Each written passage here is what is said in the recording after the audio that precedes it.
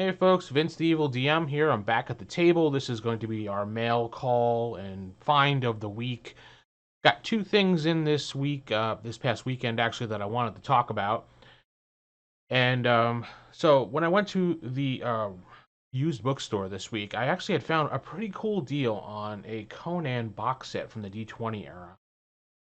It only got it for 25 bucks. I don't know if you could see that right there. It's a $25 sticker. But I got this box set, which is really heavy. Only for a simple fact of I picked this up because not only is it a full city box set, it actually has what I love, people's old characters in here and their old their old notes and stuff like that about their characters. Just various things that they did over the years and hints from, different characters and adventures. I always find these little gems really exciting to find. I like when people do these things and just leave it in there. It's exciting for me, and I like to see what other people do in their games, and everything. So, but the one thing that I guess that really intrigued me was that they had these extra books in here, and the game does not actually come with these books. They come with these little 3 books here, and the Game Master screen, which is down here. And this is another book from the game. Actually, I think it's this book, this one right here, and this right here, with some more notes in here from a GM, along with some stuff from Judges Guild and treasure stuff. And actually, there's another supplement in here that was printed out. Take a look. There's some hex max in here, which I don't think are part of a sort of Judges Guild campaign. There's a bunch of adventure stuff in here, all for 25 bucks. Now, I made sure when I picked this up that the store owner didn't make a mistake. I don't really want to see a local business getting ripped off. But I went up to them and I asked them, I said, there was a couple things in here that really didn't come with the box set. And you're probably saying, I'm stupid for doing that or whatever. He said, no, that is the way it came in, and that is the way it is being sold for 25 bucks. So it's a pretty decent box set. Originally retailed for 40 bucks. And D20. So this is perfect because I just got myself a nice little city adventure, city layout adventure, thing like that for the future if I ever want to run this, because you can run this. In addition to that, I did find the core rules itself in a smaller pocket edition for D20. It's a lot like D&D 3E type things. I like the pocket edition. It was only $5, so I have this, and now I have the box set. I can run a full campaign and enjoy it. D20 Conan. I don't think a lot of people really like D20 Conan, but I did. I like the rules set. The D20 3E rules supplement, or I should say, work with a Conan universe really well, and it's better than regular D&D fantasy because the Conan world is, less magic and more, super powered fighting with brutal results. They'll kind of work with a 3E world. I really enjoyed it. Okay, so go ahead and pick that up if you want to try that. But another thing that I played in the 90s, being a big DC fan, I did do a lot of videos on my channel here for DC role-playing game from Mayfair. But there is another role-playing game that was produced by West End Games, DC Universe. Now, I picked this up. Get out of the light there. I picked this up for 35 bucks, a complete box set, practically brand new, as you can see. There's no dings, there's no anything about the box set.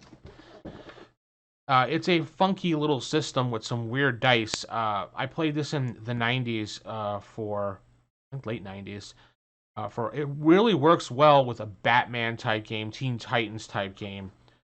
And I have the original Right here, I pulled it out for you. This was what I originally had. See how it's beaten to crap, because we used the heck out of this. I wound up getting another one printed up, I don't know, many years ago. So I had an extra copy. It's not that bad. I actually went to a printing store and had them. I took the book to them and said I wanted a copy of it, and that's what they did. So why not? Anyway, so here's the original box set. I never had it. Here's the dice. As you can see, they had Superman symbols and Darkseid symbols. And basically what you did with this, and this is another reason why I picked it up, because I didn't have these dice as well. I mean, you could substitute these for regular dice, D6 here or D6 there. Or you can use fate dice or fudge dice, as they're called. So basically, you would roll and you would try to get as many positive successes. Think of how old, like Shadowrun works. You're looking for a number of successes versus failures, but there's also a wild die factor in here. So if you had rolled your dice, you're looking for all the Superman symbols for successes. Darkseid ones would be a failure. The wild die here, the Joker symbol is a critical failure. The Superman symbol is a regular success. Batman, I think, was a... I think the Batman one was the super success, the critical success that you got to roll again. I have to get more familiar with these rules again. It's actually fun to play this game. Again, it doesn't handle, like, higher level campaigns really well at all. Like, if you want to play Superman, there's just so many dice you had to roll. And so many... At that point, it was just like, eh... I didn't enjoy it, but playing like a Batman character or Green Arrow, someone in Teen Titans, or if you want to mimic one of the CW wonderful shows, yes, you could easily do that with these dice and this mechanic of game, because it's not that hard.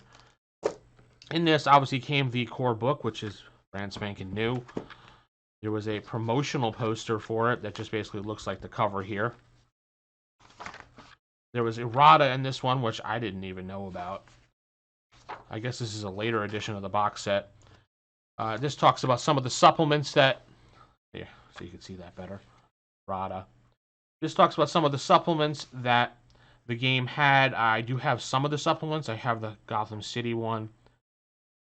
I have the JLL one, the Metropolis. I have the little Daily Planet ones. They were really good resources to use for Mayfair's DC Heroes, because the way it was done, it was really done really well. And the dice, they sold separately, different site types like Aquaman dice and Wonder Woman dice and all these great dice. And they were only $8 back then, but if you try to buy them now, they're like hundreds of dollars.